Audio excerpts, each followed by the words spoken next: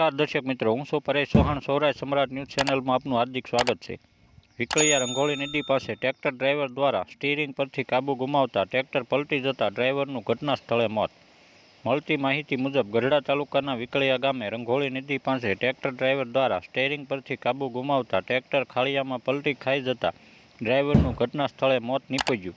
ગામ લોકો દ્વારા ભારે જહેમત બાદ જેસીબી દ્વારા ટ્રેક્ટર ખાળિયામાંથી કાઢવામાં આવ્યું.